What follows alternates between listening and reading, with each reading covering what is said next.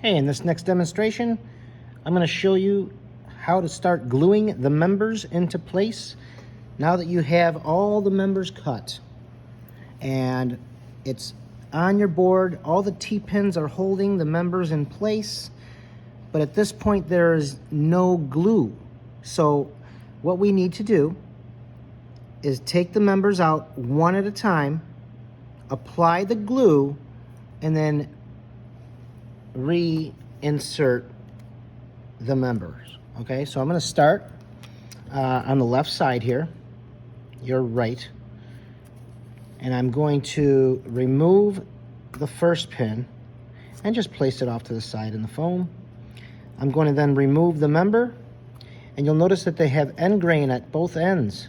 Okay, the end grain is the area where you cut, the amount of surface that's left. So what we're using here is Elmer's Glue All, okay?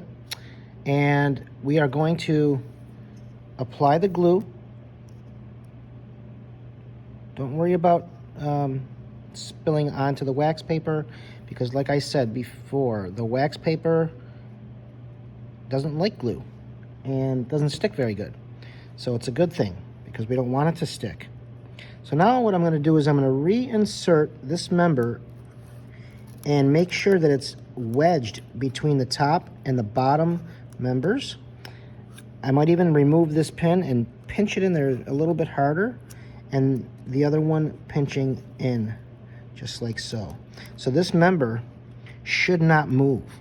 When we're gluing the pieces in place, we do not need to ever remove the top and bottom members, because we are simply installing all the inside members, which will then in turn hold the top and bottom member in place. So I'm going to continue with a few more for this demonstration. I'm going to remove this vertical piece here. Notice I'm being careful. I'm not being rough with it. And I am going to apply the glue to these ends, just like so. Flip it over and do the same on the other side. And now I'm going to make sure that I wedge that back in place exactly where it was located. Okay.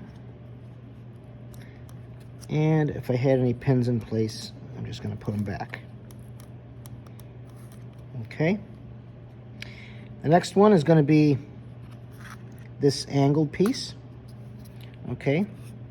So even though the drawing, as you can see here, this piece is a little bit to the right of my line, I'm more concerned with the way this piece fits together with the other pieces of wood.